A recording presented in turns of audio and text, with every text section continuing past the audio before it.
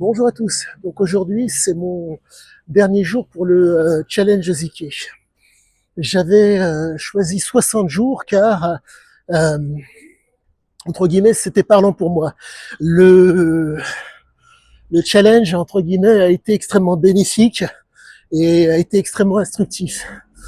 Les 60 jours, pour moi, entre guillemets, c'était une des premières étapes parmi tant d'autres car ce cher monsieur Ziké a mis à peu de choses près 3 mois par rapport à sa mine d'or pour pouvoir, entre guillemets, l'exploiter et la rentabiliser, être compétitif, être productif.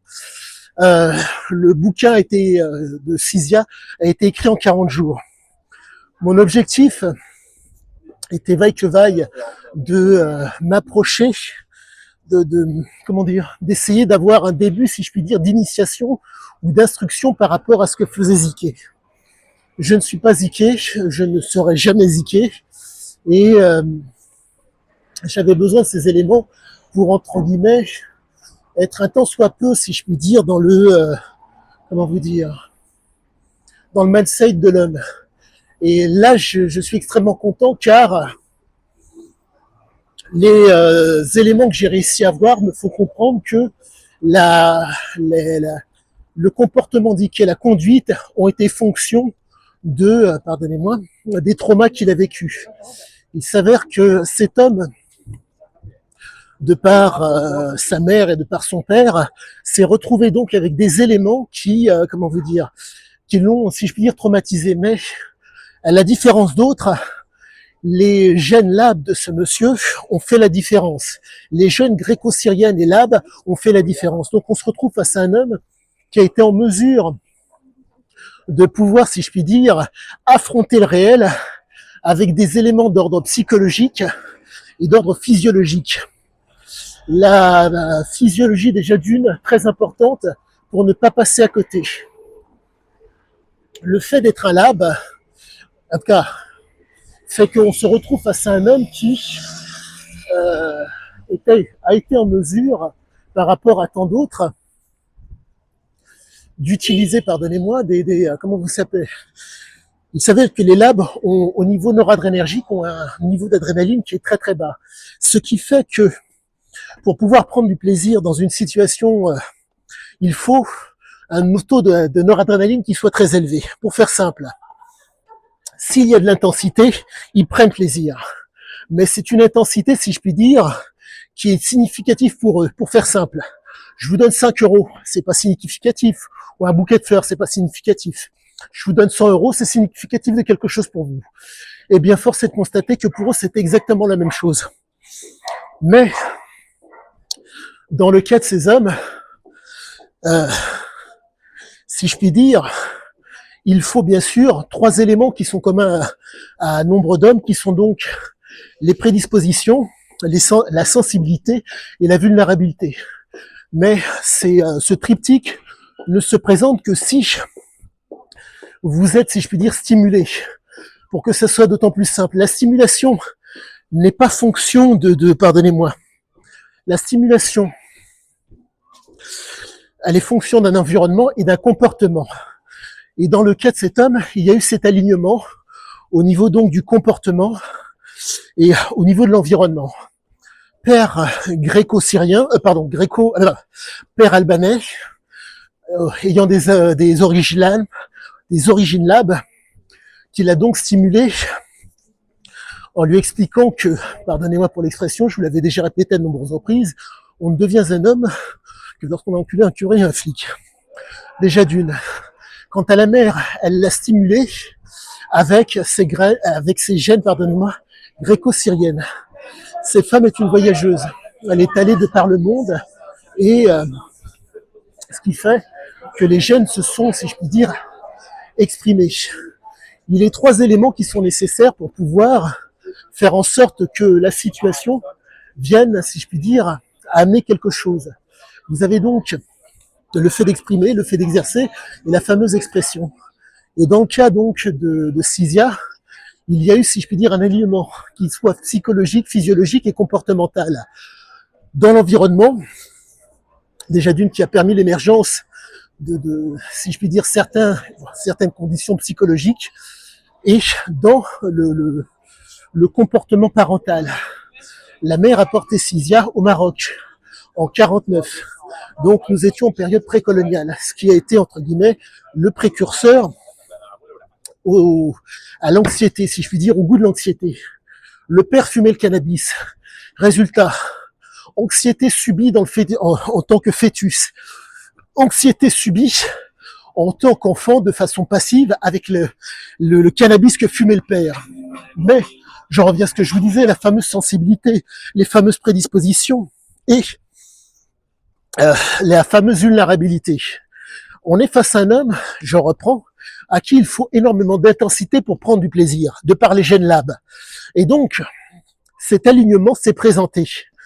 Et cet alignement fait qu'il n'a pas pu sortir, si je puis dire, déroger à ce qu'il a été. Et donc, quand psychologiquement on vous stimule, quand physiologiquement vous êtes stimulé par une substance, et que l'environnement, comment dire, vous permet d'exprimer ce que vous êtes, vous vous retrouvez donc avec un homme si je puis dire, de l'envergure de Ziké. Et ça donne toute sa mesure et tout le sel au propos de cet homme. Car, je me répète, on est vraiment face à quelqu'un qui ne peut en aucun cas déroger à ce qu'il est. Comprenez-moi, les synapses, de par le fait que c'est un joueur, la chaîne de signifiant d'une situation de jeu n'est pas propre à chacun. Mais la problématique est la suivante, c'est que vous avez un trouble. Qui dit trouble dans son cas, dit élément, si je puis dire, plus ou moins, faut pas dire pathologique, oui. Vous avez ce trouble qui amène, pardonnez-moi, qui est susceptible de solliciter et à la suite de ça de stimuler un traumatisme. Mais dans le cas présent, j'en reviens à la mère justement qui a donc été une fumeuse passive. Vous avez la mère qui est donc une fumeuse passive. En tout cas, l'enfant qui est un fumeur passif. Et vous avez donc la passivité de Cisia au niveau intra-utérin, dans le ventre de sa mère. Passivité, à subir des anxiétés. Et à la suite de ça, vous avez, quand il vient à naître, cette espèce de passivité psychologique à cause du père. Donc tous ces éléments mis bout à bout font que l'émergence de ce comportement de cet homme ne pouvait qu'être. Mais, je reprends, tout cela n'est envisageable que par rapport à trois choses. La vulnérabilité, les prédispositions et la sensibilité. Cet alignement s'est présenté pour lui. Résultat, on se retrouve face à un homme qui ne peut pas faire autrement. Et ce qui est d'autant plus intéressant, si je puis dire, c'est que la science corrobore le texte, et le texte corrobore la science. Mais, chose très importante que je ne dois jamais négliger, c'est que c'était un homme qui exposait les faits pour mieux les masquer. Qui veut dire que il a beau, comment vous dire, raconter les choses, c'est un homme qui apprécie, entre guillemets, de paraître beau, de faire beau. Il ne peut pas se montrer faible. Il faut comprendre que de par son goût prononcé pour les substances, mais pas que, de par l'attitude, la conduite, cet homme ne peut compter que sur lui. Il ne peut pas faire autrement. Nous ne sommes pas face à un homme qui va, comment vous dire, si le fait de mentir, d'induire en erreur, de tricher, de manipuler, d'être de bonne foi ou de mauvaise foi pour se projeter se présente, il va les utiliser. Nous sommes face à un homme qui est absolument normal. Nous ne sommes pas face à, comment vous dire, entre guillemets normal, car malencontreusement, le trouble qui fait qu'il était un gambleur, déjà d'une. Et il y a d'autres, pardonnez-moi, il y a certes le trouble, il y a la pathologie qui a été stimulée, et il y a aussi, pardonnez-moi, le traumatisme qui en découlait. Et pour pouvoir donc supporter le trouble, la pathologie et le traumatisme, il a utilisé entre autres des substances, mais pas que. Il y a les substances qui faisaient, entre guillemets, si je puis dire, tampon pour lui permettre d'être à l'équilibre psychologiquement, physiologiquement et comportementalement. Et il y a aussi, pardonnez-moi, le jeu. Le jeu est une chaîne de signifiants, je me répète. pour que le propos soit d'autant mieux compris. Être stimulé par le jeu n'est pas le fait de tous, mais réussir à donner une signification au jeu est le propre des joueurs. Bref, donc vous avez donc au niveau des synapses, pardonnez-moi, les freins synaptiques ne fonctionnaient pas correctement. Pour faire simple, si il y avait, comment on veut dire, un signifiant, la possibilité de jouer, la possibilité de prendre un risque, il y allait. Pourquoi? Car il allait pouvoir donner sa pleine mesure. C'est un homme qui commande, ce n'est pas un homme qui contrôle. D'où le fait que les synapses réagissent par rapport à quelque chose qui donne l'impression, pour lequel il donne une signification, pour que ça soit d'autant plus, excusez-moi, j'essaie de vulgariser au maximum pour que les mots soient d'autant plus aisés pour tous. Un signal, quel qu'il soit, vous pouvez y être sensible ou pas. Lui, le côté aléatoire du jeu était un signal où il aurait été en mesure de commandé par la tricherie, commandé par le mensonge, en induisant en erreur, en étant dans la manipulation, de bonne foi ou de mauvaise foi, pour se projeter dedans. Nous sommes donc face à un homme qui ne peut pas résister. C'est vraiment impossible pour cet homme de pouvoir le faire.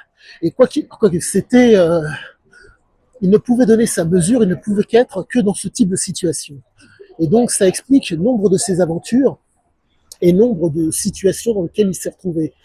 Et plus j'avance, plus je me formalise sur ces mots, car pour ma part, il y a réellement, comment vous dire, bref, ça me stimule au plus haut point et ça va changer ma vie du tout pour le tout. Mais quoi qu'il en soit, je me dois vaille que vaille de rester, si je puis dire, de garder raison, mais c'est extrêmement difficile, car on est face à un homme qui, comment vous dire, le paraître ne veut pas dire, comment dire, ce n'est pas un menteur, c'est un tricheur. Je me répète, il expose les faits pour mieux les masquer. Donc, si je me formalise sur ce qu'il donne, je passe à côté. Donc, quoi qu'il en soit, plus j'avance dans la compréhension du texte, moins je me formalise et plus je sais que je suis dans le juste. Mais, pardonnez-moi, je tourne peut-être autour du pot, mais quoi qu'il en soit, le meilleur reste à venir, car réellement, comment vous dire, tout est à découvrir, rien n'est à inventer.